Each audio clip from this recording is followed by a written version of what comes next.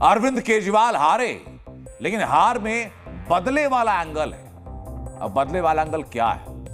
मैं आपको नई दिल्ली सीट पर हार जीत के दिलचस्प आंकड़ों का विश्लेषण भी आज करें। चुनावी नतीजों का रोमांच उन्हीं आंकड़ों में चुकी छिपा होता है जो राजनीति की मजेदार कहानियां सुनाते हैं। अब वो कहानी जरा सुनिए कि अरविंद केजरीवाल के हार के पीछे क्या क्या फैक्टर है।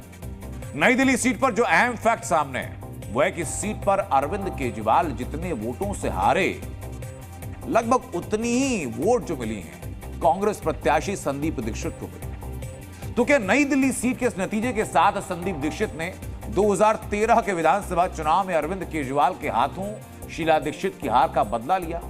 इस सवाल का जवाब छिपा है आंकड़ों। नई दिल्ली सीट पर प्रवेश वर्मा को जो जीते वहां से उनको मिले 30,088 वोट। नंबर 2 पर है अरविंद केजरीवाल जिन्हें मिले 25,999 वोट। वोटों का अंतर 4,089।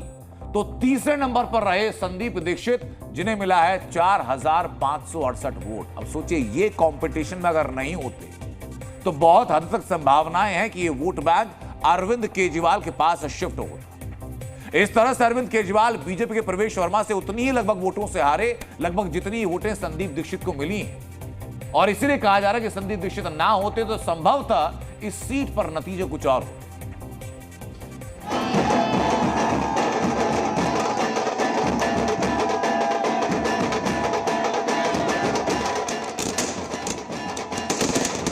इंडी वालों को ये एहसास हो रहा है कि जिस वोट बैंक को उन्होंने कांग्रेस से छीना है, अब कांग्रेस उसे वापस पाने में जुटी है।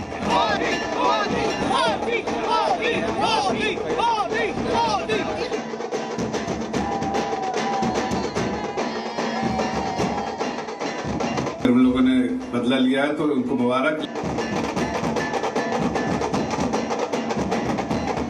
भारतीय जनता पार्टी और इलाकों से बेहतर करेगी। तो जहां उनके कमजोर इलाके थे, स्वाभाविक है वहां भी उन्होंने अच्छा वोट पाया है। यह बयान सबूत है कि संदीप दीक्षित के लिए नई दिल्ली विधानसभा सीट की लड़ाई सिर्फ चुनावी जंग नहीं बल्कि फैमिली बैटल बन गया था। और नतीजे जो बयां कर रहे हैं उसका इशारा साफ है कि संदीप दीक्षित ने अपनी मां शीला दीक्षित की 2013 की चुनावी हार का बदला ले लिया है। आपका बदला पूरा हो गया क्या 2013 वाला? कोई बदला नहीं है। हम लोग तो खुद जीतने के लिए और पार्टी को स्टैब्लिश करने के लिए लड़ रहे थे। कई पॉलिटिकल एक्सपर्ट्स कहते हैं कि संदीप दीक्षित का मिशन था केजरीवाल को मात देना, वो पूरा हुआ। अब सवाल उठता है कि क्या कांग्रेस पार्टी भी इस बार दिल्ली में बीजेपी से नहीं लड़ रही थी? क्या उसकी मुख्य लड़ाई आम आदमी पार्टी से थी? क्या कांग्रेस दिल्ली में आम आदमी पार्टी को हराने के लिए उतरी थी? वजह डिकोड करेंगे, लेकिन इस करारी हार ने केजरीवाल का करिश्मा खत्म कर दिया। मैं भारतीय जनता पार्टी को इस जीत के लिए बहुत बहुत बधाई देता हूं और मैं उम्मीद करता हूं कि जिस उम्मीद के साथ और जिस आशा के साथ लोगों ने उनको बहुमत दिया है वो उन सभी उम्मीदों और आशाओं पे पूरा उतरेंगे। आंकड़े बता रहे हैं कि कांग्रेस ने आम आदमी पार्टी को दिल्ली में बड़ा चुनावी नुकसान पहुंचाया है, क्योंकि दिल्ली की 14 ऐसी सीटें हैं जहां कांग्रेस और आम आदमी पार्टी मिलकर चुनाव लड़ती तो बीजेपी की 14 सीटें घट सकती थी। संगम विहार सीट पर बीजेपी प्रत्याशी को 54,000 वोट मिले, वहीं आम आदमी पार्टी के प्रत्याशी को 53,000 वोट मिले। हार का अंतर 344 वोट रहा, जबकि कांग्रेस ने इस सीट पर 15,000 वोट बटोर लिए। जंगपुरा सीट पर मनीष सिसोदिया की हार महज 675 वोट से हुई, जबकि इस सीट पर कांग्रेस प्रत्याशी को 7,350 वोट मिले। यही हाल तिमारपुर, बादली, महरौली और ग्रेटर कैलाश जैसी सीटों का रहा।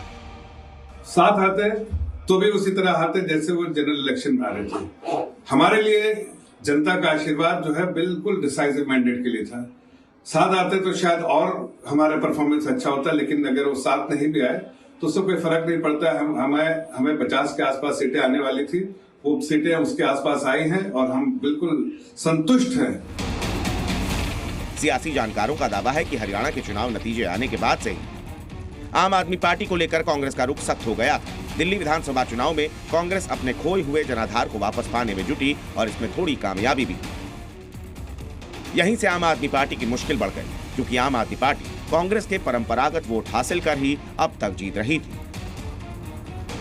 कांग्रेस का टारगेट अब 2030 का दिल्ली चुनाव है। दरअसल दिल्ली में जब तक आम आदमी पार्टी टॉप पर रहती तब तक कांग्रेस के हाथ सियासी तौर पर खाली रहे, लेकिन दिल्ली में केजरीवाल की हार ने कांग्रेस के अंदर यह उम्मीद जगा दी है कि वो दिल्ली में 12 साल पहले वाला दौर वापस ला सकती है, जब दिल्ली में सियासी दंगल में सीधी भिड़ंत बीजेपी और कांग्रेस के बीच हुआ करती थी। Bureau report, C media.